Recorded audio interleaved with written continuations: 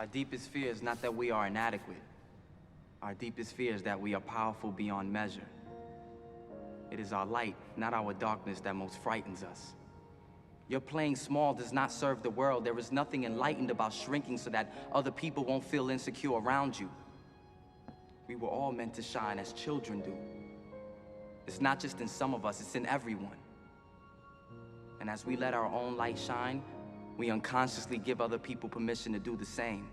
As we are liberated from our own fear, our presence automatically liberates others.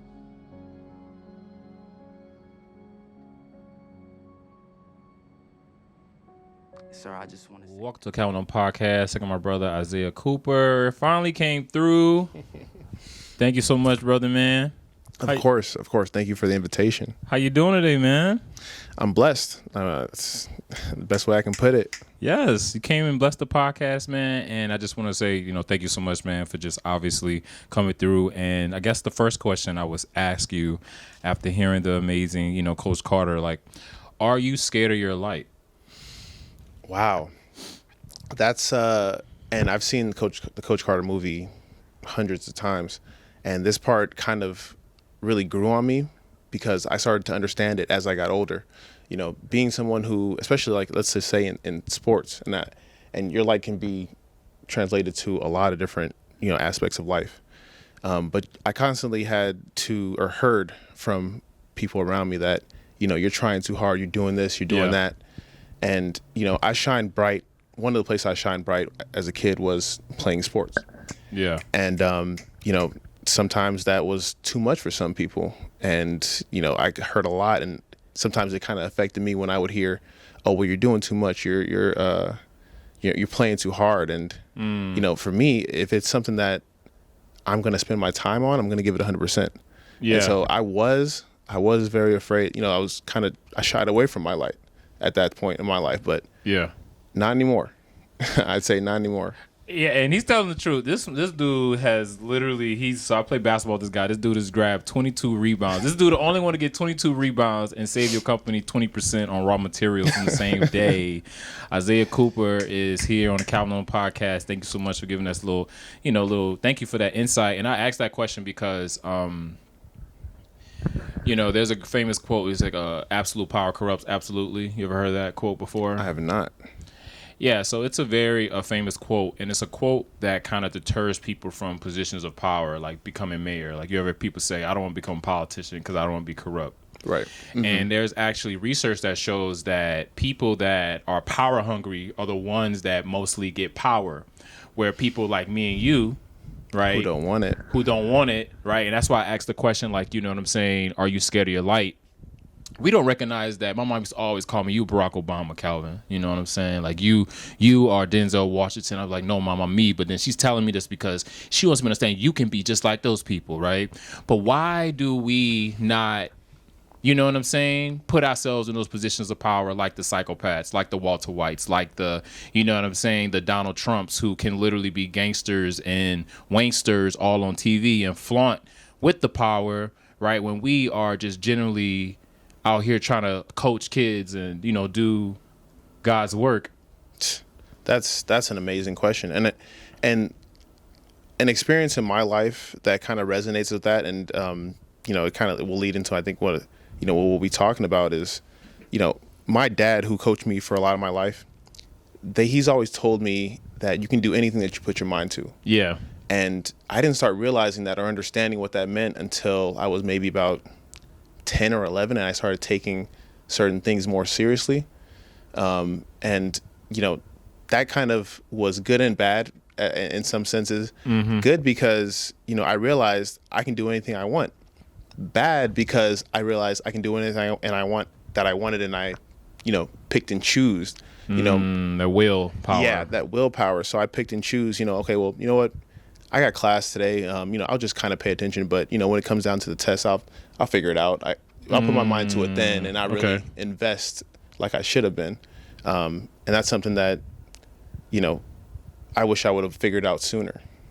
So I didn't have a dad in my life. My dad lived 10 minutes from me, and I saw him 10 times in my life. And I always struggle with like confidence and imposter syndrome. My mom had a master's degree plus 30, grew up in the West Bank in New Orleans, and I had everything I needed. You know what I'm saying? I never really had issues going hungry, nothing like that. You know what I'm saying? But I struggled with confidence. You understand what I mean? And like you said, like, you know, that your dad kind of gave you that at an early age. What does that feel like to be like so confident at an early age? I remember my friends like Trey and Tony. I remember because I got cut from the basketball team my freshman year, where these kids, they were playing basketball like at 5 years old. Like they were scoring. You know what I'm saying? They were on AAU teams. You know, I went to I grew up in the DMV area. It's like a basketball mecca. So kids play basketball. You know what I'm saying? Carmelo Anthony, Kevin Durant's from there. Victor Oladipo's from there. What does that feel like? And how do you get that at such a young age? Is it like just second nature, or are you like literally like? No, really, it's playing basketball constantly, and so I did grow up playing since I was 4 years old. And did you play any sports, other sports outside of basketball? I was forced to play baseball. Really? Yeah, I didn't take for me. Cool. But I also played football, which I didn't like as much, but I think I was better at football than I am at basketball. It's too much injuries. No, I just had a love for basketball, and plus the fact that I know that I can go and play pickup whenever I wanted. Yeah, that had a big impact. Okay, go ahead. You were saying. But no, yeah, it just came with playing basketball constantly and realizing that, you know, I wanted it more. You know, at the end of the day, when I'm playing and somebody's in front of me, you know, it's a one-on-one thing in my mind until somebody else steps up. Well, hey, I want this more than you do. Let's see what you do to try and take it from me. And that's kind of, you know, after continuously having that struggle, it kind of grew in me, inside of me, to try and, you know, take on whoever was in front of me. Because I played at age 4, I played in the 6th and 7th division, and that's kind of something my pops, you know, kind of saw in me. So that may be one of the differentiators there, because I always played up, and then once I started playing with people my level, it was nothing. So playing with bigger people that were bigger and stronger, kind of made that difference. Okay, so where'd you go to high school? So I went to high school. So just to back up a little bit, I'm from, you know, California. I could tell. I could tell. So San Fernando Valley, I actually could smell it. Pacoima. I'm just joking. Oh, nah, we're not gonna do that. You can smell all the winning, because we talk about Detroit. If you don't want to talk about Detroit, you know, you want to talk about winning, you gotta talk about LA. I'm just joking. It's the Kobe smell. It's the Mamba smell. Mamba mentality. That's what Mamba it is. mentality. There you go. Go ahead. So so Pacoima. So it's about 20 minutes from downtown LA. Cool. To try and liken it to a place out here, it would probably be the same as Inkster. So not a great neighborhood. That's a cool reference. I would have thought of Inkster out of all the suburbs of Detroit. I got it. Yeah, it wasn't the suburb. I'm telling you, it was a tough neighborhood. And Word. So my parents, you know, we were living in that neighborhood, but they wanted to put me in a school for education. So I went to Vaughan International Studies Academy. Habla español? No. Oh, damn. Chinese. I took 3 years of Chinese. Oh, okay. That's cool. Okay. Go ahead. Flip it on me. And what's crazy is this is a perfect example of what I was saying earlier.